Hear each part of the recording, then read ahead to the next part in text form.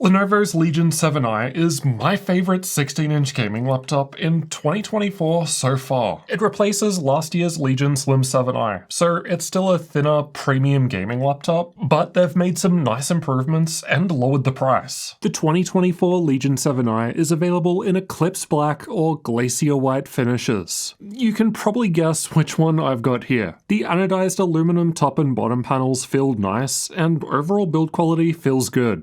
Unless you brush your hands up against the front. It feels a bit sharp, but the curved edge feels fine when just resting your hands there. There's only a little flex to the keyboard and lid when pushing hard, but while trying to bend the lid, I noticed the laptop moved on my desk a bit. This never happened during normal use, but I think it could benefit from some grippier front rubber feet. The middle of the lid sticks out, making opening extremely easy, and the screen goes the full 180 degrees back for sharing. The hinges feel super smooth and sturdy even when ripping the lid open fast. Don't try this at home. It's very similar in size to last year's Legion Slim 7i that it replaces, just slightly deeper. The thickness is pretty much the same though. The laptop alone weighs 5 pounds or 2.3 kilos, increasing to 7.2 pounds or 3.3 kilos with the included 230 watt charger. I appreciate that Lenovo isn't making us use their chunky 300 watt brick here. My configuration has Intel's Core i9-14900HX processor, Nvidia RTX 4070 graphics, 32 gigs of RAM, and a 16-inch 165Hz screen. But it's available for more or less money depending on how you configure it with the link below. Mine has a per-key RGB keyboard that lights up all keys and secondary functions well, but there's also a white lighting option. Brightness is controlled between 3 levels or turned off by holding the function key and pressing the up or down arrow keys. But you can get 9 brightness levels through the spectrum part of Lenovo's Vantage software, which is the control panel for the laptop. There are 6 lighting presets you can customize in the software, and then you can quickly swap between them by holding the function key and pressing the spacebar. The keyboard has 1.5mm of key travel and felt nice to type with. No problems there. However, in a bright room, sometimes the white keys were harder to see depending on what color the RGB lighting was on. It looks fine with the lighting off, and you can just use the lighting in a darker room though, so not a problem. The RGB will contrast better with the Eclipse Black finish. The glass touchpad is super smooth and feels nice. It clicks down anywhere, and the click is a little loud sounding, but it feels satisfying to press. The power button is separate to the keyboard and also acts as a fingerprint scanner when it's lit up green. I found it to work fast and accurately. As for ports, the left side has a USB 3.2 Gen 1 Type-A port right at the back, followed by a USB 3.2 Gen 2 Type-C port, Thunderbolt 4 Type-C port, and 3.5mm audio combo jack. The right has a full-size SD card slot, a USB 3.2 Gen 2 Type-C port, camera disconnect switch at the back next to a second USB 3.2 Gen 1 Type-A port. There's some on the back, with HDMI 2.1 on the left and the power input on the right. No Ethernet, unfortunately. There are port icons that light up to help you see where to plug cables in without the need to turn the laptop around or look behind it. The power icon only lights up when the power cable is connected. Otherwise, you can use the Function plus U shortcut to turn the HDMI light on or off. So, Lenovo went to all the effort of removing the air exhaust vents on both sides, but we still have ports that are closer to the front and more likely to get in the way. Feels like a bit of a missed opportunity when they might have been able to move them further back. I'm guessing there wasn't room for whatever reason, but it would have been nice. Both Type-C ports on the left can be used to charge the laptop with up to 140 watts, but the one on the right cannot. And the right one doesn't have DisplayPort support either, so you can't connect a monitor to it. Both Type-C ports on the left do have DisplayPort though, so you can connect monitors there. The one closer to the back always connects to the Nvidia discrete graphics, whether Optimus is on or off. But the Thunderbolt 4 port closer to the front only connects to the Intel integrated graphics when Optimus is on. If you turn Optimus off, then you don't get any display output on that port. HDMI always connects to the Nvidia graphics, and it could run our LG B9 TV at 4K 120Hz 12-bit with G-Sync. Getting inside requires unscrewing 8 Phillips head screws, all the same length. It wasn't too hard to open with pry tools, but I couldn't get in with my bare hands alone. I'll leave a link to the tools I use below. Inside, we've got the battery down the front, 2 memory slots in the middle, 2 PCIe Gen 4 M.2 slots with the installed SSD on the right, and the Wi-Fi 6E card on the left. The speeds from the 1TB PCIe Gen 4 SSD were great, and the SD card slot was fine, but this card is capable of going beyond 200MB a second in sequential tests. The SD card does not click in and sticks out quite a lot, so you'll have to be careful not to bump it. Wi-Fi performance was a little lower compared to others with 6E Wi-Fi, but at the end of the day, this is still above gigabit speeds, and the internet connection will be more of a limit for most people. The upgradability score is good for a 16-inch laptop with no major drawbacks. It gets an extra point compared to last year's Slim 7i, because that only had 1 memory slot and had some RAM soldered to the motherboard, so that's a welcome improvement. It's even ahead of last year's bigger Pro 7i, as one of the M.2 slots couldn't fit a double-sided SSD, but that's no problem in this year's 7i. The speakers are found underneath on the left and right sides towards the front. They sound alright, above average with some bass, and still relatively clear at higher volume levels. The Latencymon results weren't too bad, one of the few results so far this year without obvious problems. The 7i is powered by a 4-cell 99.9 Wh battery. The Vantage software also lets you enable adaptive refresh rate, which lowers the screen's refresh rate down to 60Hz when you unplug the charger to save power. The screen flashes black as the refresh rate changes, and it automatically goes back up when you plug back in. You can manually do this at any time with the Function plus R shortcut. You can also enable conservation mode in Vantage. This limits the maximum charge level between 75 and 80%, helping battery longevity. You can't use it at the same time as rapid charge, and you've also got the option to charge the battery slower overnight. Again, to help longevity. The battery life is above average for a laptop with an Intel HX processor, lasting for almost 6 hours in the YouTube video playback test, just a little behind Razer's Blade 16, and similar to last year's Legion Pro 7i with the same sized battery, though the newer Legion 7i lasted for more than twice as long with a game running, and it's a bit better compared to a couple of years ago when they last made a 7i. Let's check out thermals next. The 7i has 2 fans inside, with heat pipes shared between the CPU and GPU, and there are holes above the fans for air intake. Lenovo is using a new cooling design this year. The idea is the 2 fans spin in opposite directions to guide cool air inward through a central chamber. The chamber has a seal, ensuring only hot air exits out the back, which means no hot air blasting your hands as there aren't any side vents. And Lenovo claims this new way of doing things is both cooler and quieter. The Vantage software lets us change between different performance modes, which from lowest to highest are quiet, balance, performance, and custom. Balance mode has the usual AI option for boosting FPS in games, but there's a new sub option. Honestly, I don't understand the difference and feel like there should just be one option. You either want their magical AI boost or you don't. Keep it simple. Custom mode lets you set the fans to max speed or customize them, and you can customize things like CPU and GPU power and temp limits. Anytime we've tested custom mode, we've set everything in here to maximum for best results. There's also this extreme option, more on that shortly. This GPU overclock option was also enabled for all testing. As we figure it's such an easy option on the homepage of Vantage, most people will probably use it. If you enable Legion optimization through the BIOS, then it unlocks the CPU overclocking menu in the Vantage software. This gives you some undervolting options, and by default the extreme checkbox for custom mode enables both CPU and GPU overclocking, but it stops you customizing fans and power limits. You can also hold the function key and press the letter Q to cycle between all performance modes. The power button changes color to reflect the performance mode, so you can easily see what mode you're on at any time. Custom mode only gets included if you allow it in Vantage. The internal temps were fine when sitting there idle. The rest of the results are from combined CPU and GPU stress tests, which aim to represent a worst case full load scenario. Honestly, all these temps are what I'd consider to be cold in this test.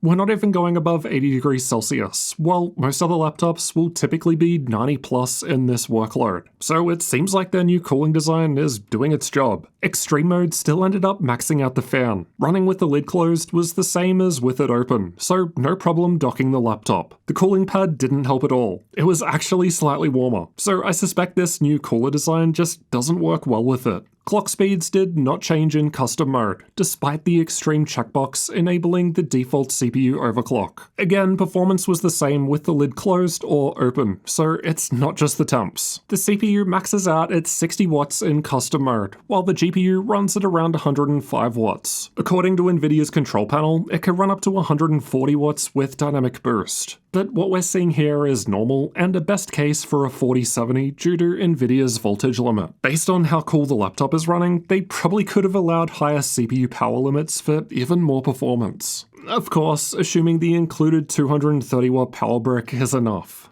And I'm guessing it's not, as I had about 5% battery drain while running the stress tests. But that was over a 2 to 3 hour period, so not really an issue. Here's how an actual game performs with the different performance modes. Performance and custom modes were similar in average FPS, but the higher CPU power limit of custom mode resulted in a more stable experience, as per the higher 1% low result. Interestingly, using the extreme mode checkbox with custom mode resulted in slightly lower performance, despite the earlier stress tests running the CPU and GPU at the same power limits. Balance mode with AI Boost and Smart FPS gave a noticeable improvement compared to AI Boost only, which was the same as balance mode without AI Boost enabled, at least in this single game. The CPU can use much more power if the GPU is idle, like in Cinebench. But again, custom mode with the extreme option just wasn't quite as good compared to without it. Extreme mode doesn't let you customize anything, and does what it thinks is best. So it seems like we can get some extra performance simply by setting everything to maximum in custom mode. It's not quite as good compared to last year's Legion Pro 7i with an older 13th gen processor. The Pro is also a thicker laptop though, which means more cooling to support higher power limits and better multi-core performance. 14th gen is basically just 13th gen rebranded with a slightly higher single core speed, so there's only so much it can do. The Legion 7i basically matches Razer's Blade 16 with the same processor, and their bigger Blade 18 wasn't much different. Performance lowers if we unplug the charger and instead run off of battery power, but not as much compared to most other laptops. The Legion 7i is now the second highest result in this test out of 41 laptops tested so far. The thicker Legion Pro 7i that was ahead with the charger connected can't keep up anymore, while the Legion 7i from the year prior to that was kind of embarrassing. In other words, this year's Legion 7i should perform well on battery power. Most laptops I test are in the low 30 degrees Celsius range on the keyboard at idle, and the 7i was a little warmer than this in the middle, but it barely felt warm. It gets warmer with the stress test running. The middle feels warmer, but the WASD area is still cool as air goes through the keyboard on the left and right sides. Balance mode was similar. The back near the power button is kind of hot, but you don't need to touch there.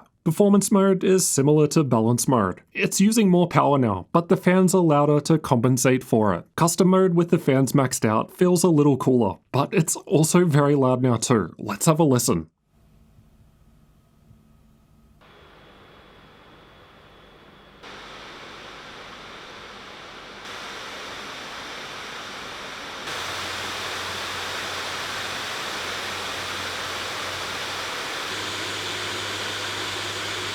The fans were completely silent when sitting there idle, and then got louder under load with the higher performance modes. Performance mode was similar to most other laptops in their best mode, while custom mode gets quite loud with the fan set to maximum. Of course, you don't have to set them to maximum, and based on the cooler internal temps in the stress test earlier, you could definitely customize the fans to run slower. Performance mode in this year's model was about the same level of loudness compared to last year's Slim 7i, but custom mode with the fans maxed out on this year's version was a bit louder. But I suppose last year's CPU power limit maxed out at 45 watts when the GPU was active, whereas this one can go up to 60 watts. So I suppose that's fair. It probably needs to be louder to keep that that higher power limit CPU cool. The temperatures of the keyboard deck were also similar to what I recorded with last year's Legion Slim 7i. Again, despite the higher CPU power limit in this year's model. Last year's model had a lower tier H-series processor with fewer cores and threads, compared to the HX processor in this year's version. So last year's processor didn't need as much power to hit higher clock speeds, as it just had fewer cores that it needed to run.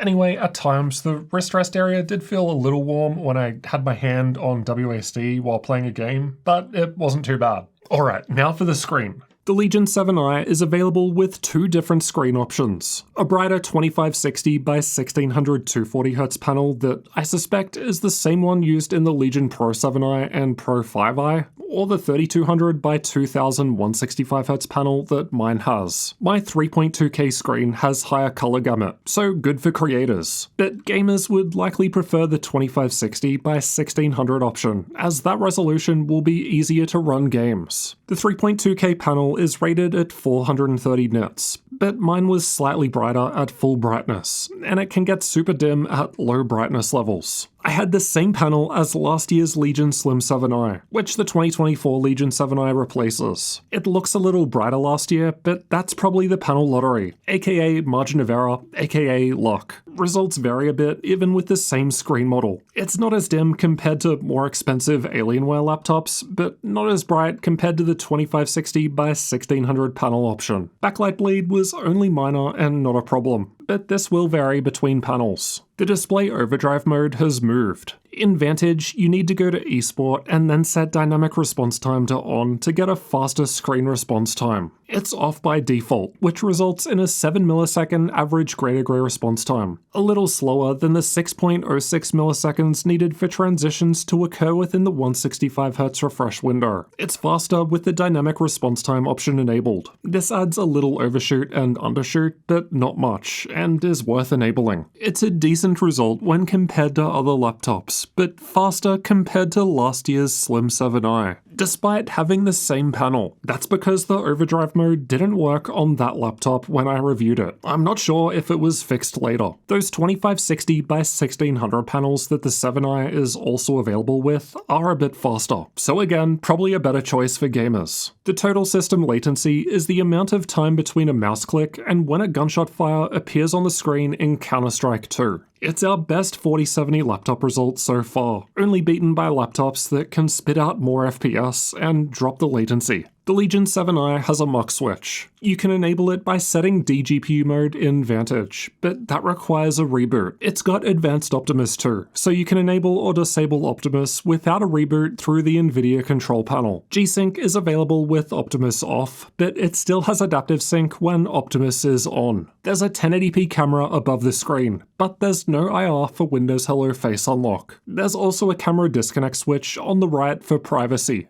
Here's how the camera and microphones look and sound, and this is what it sounds like while typing on the keyboard.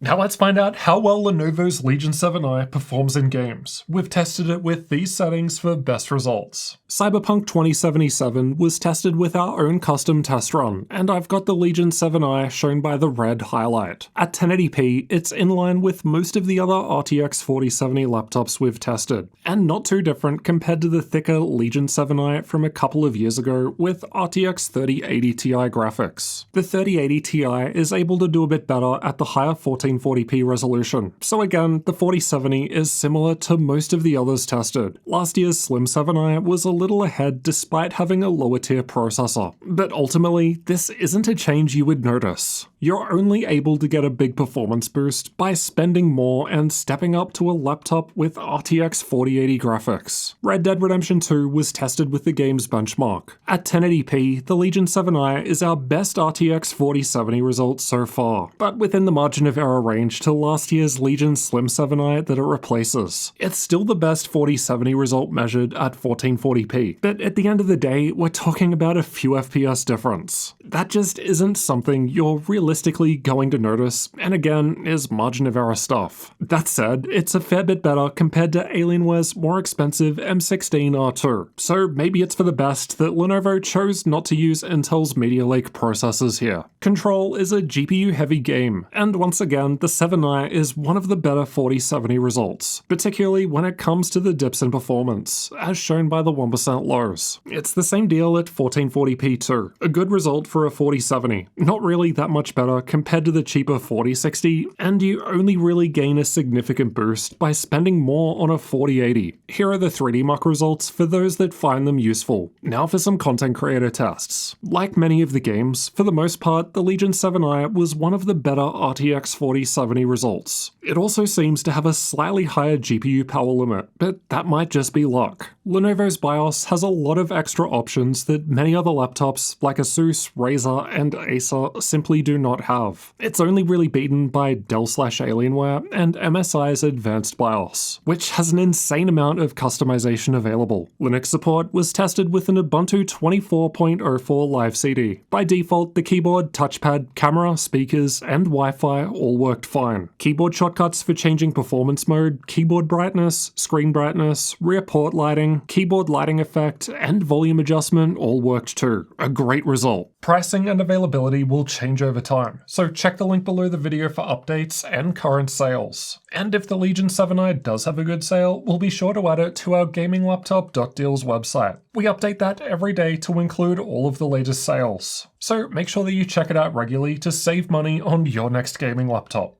Oh, and along with deals from the United States, we now also have deals for Canada, United Kingdom, and Australia, with more regions coming soon. At the time of recording, the configuration that we've tested here goes for $2,000 on Best Buy. For some reason, last year's Slim 7i that it replaces is $100 more with half the RAM and a weaker processor. But the Legion 7i is cheaper on Lenovo's website at the moment for $1,786 as they have a sale running. But sales change over time, so again, refer to the link below for updates. I don't think it's quite good enough for us to list it on the deal site just yet. We've got other RTX 4070 laptops for hundreds of dollars less right now. Though to be fair, the Legion 7 is a higher end machine than some of these in terms of it being a nicer, slimmer design. And maybe that's worth paying more for. But $1,800 to $2,000 is prime RTX 4080 deal territory. And as we saw in the games, the 4080 offers a big improvement when compared to the 4070. So it depends on whether your priority is on maximum performance or having a nicer design. Alright, compared to last year's Legion Slim 7i that this one replaces, the 2024 model ends up being cheaper. It comes with more RAM, the RAM isn't soldered anymore, it has a CPU with more cores and threads and higher power limit for more multi-core performance, and it has that new cooling design so air doesn't come out the sides anymore. The newer model is slightly bigger and a little heavier, but hey, maybe that's why they took the Slim out of the name. All things considered, I think Lenovo's Legion 7i is the best 16-inch gaming laptop that I've tested so far in 2024. The glacier white finish looks great, and it just feels nice to use. But of course, that's personal preference. I just hope that we see some better sales, as other thin gaming laptop options with RTX 4070 graphics, like ASUS's Zephyrus M16, have gone down to $1499. That said, I think that the Legion 7i is more competition for ASUS's Zephyrus G16. The RTX 4070 config costs the same amount on Best Buy, but it has an OLED screen. And I should finally be getting the Zephyrus G16 very soon, so make sure that you're subscribed for that upcoming comparison. But if you're after more performance than this, and don't mind a slightly thicker laptop, then check out Lenovo's Legion Pro 7i over here. The higher tier Pro version is available with higher end graphics, like Nvidia's RTX 4080. I'll see you in that one next.